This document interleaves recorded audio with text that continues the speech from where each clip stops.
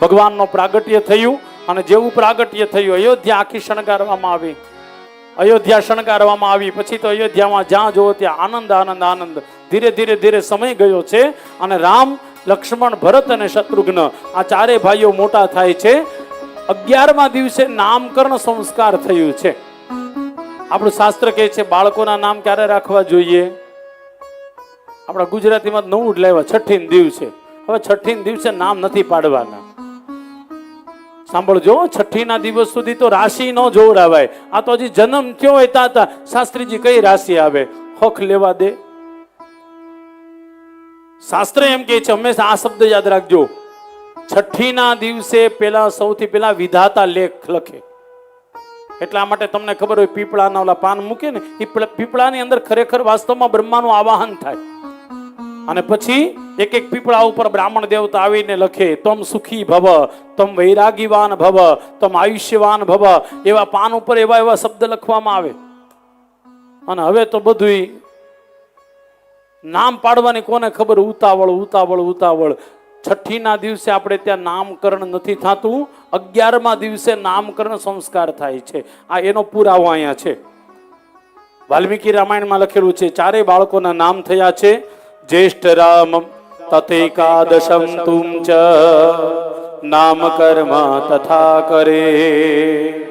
જ્યેષ્ઠમ રામ મહાત્માનમ ભરતમ કૈકેયી સુત.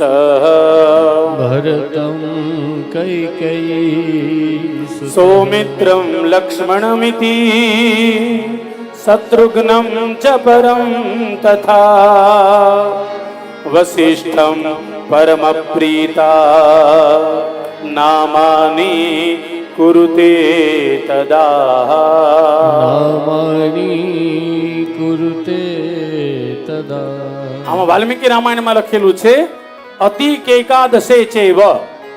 એકાદશ એટલે 11મા દિવસે ભગવાન રામનો જન્મ થયો. એના 11મા દિવસે રામ, લક્ષ્મણ, ભરત અને શત્રુઘ્ન આ ચારે બાળકોના નામકરણ સંસ્કાર થાય છે. એક વાત સેમિનલ જોવા મળી મને વાલ્મીકી રામાયણમાં.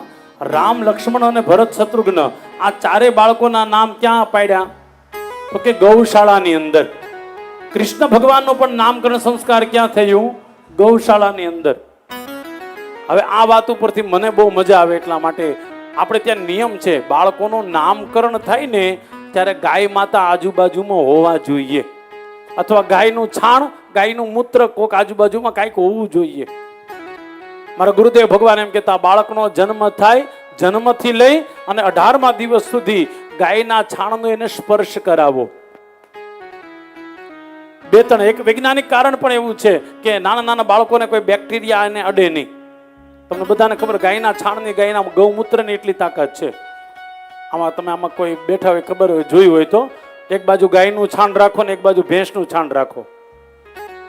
24 કલાક પછી તમે જોજો ભેંસના છાણની અંદર નાના નાના કીડા થઈ ગયા હશે. અરે નાના નહીં, મોટા મોટા કીડા થઈ જાય. પણ ગાયના છાણની અંદર એક પણ કીડો કોઈ દી આવે જ નહીં. જવા દો, આપણું શાસ્ત્ર એમ કહે છે ઘરની અંદર યજ્ઞ કરતા હોય ને તો યજ્ઞના કુંડ ઉપર હોતે આપણે શું લગાડીએ? ગાયનું છાણ. અચ્છા, ગાયનું છાણ શું કામે લગાડીએ? તો કે આ યજ્ઞ કુંડની અંદર કોઈ નાના નાના બેક્ટેરિયા, કોઈ જીવ જંતુ આવે નહીં એટલા માટે.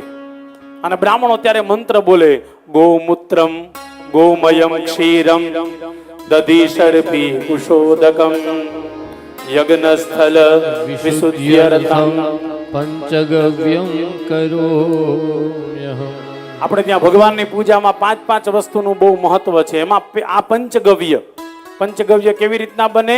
ગૌમૂત્રમ, ગોમયમ ગાયના મૂત્રથી, ગોમય એટલે ગાયના છાણથી, ગૌમૂત્રમ ગોમયમ ક્ષીરમ, ક્ષીર એટલે દૂધ, ગૌમૂત્રમ ગોમયમ ક્ષીરમ દધી સર્પી કુશોદકમ. કુશ એટલે દર્ભ, દર્ભી કુશોદકમ. દર્ભીનો એક બીજો અર્થ હોતો થાય, દર્ભીનો અર્થ થાય વધારે પડતું પાણી.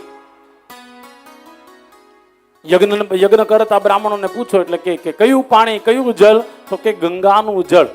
અને આ 5 વસ્તુ ભેગી કરી અને યજ્ઞ કુંડની ઉપર પધરા. મૂળ વાત છે, ભૂલાય નહીં એટલા માટે બાળકનો જન્મ થાય ત્યારથી લઈ 17મા દિવસ સુધી ગૌમૂત્ર અથવા ગાયનું છાણ બાળકના શરીર ઉપર થોડું થોડું લગાડવું જોઈએ. 17મા દિવસે શું કરવું જોઈએ? તો કે ઈ બાળક જે છે એના મોઢા ઉપર મધથી ઓમ લખવામાં આવે.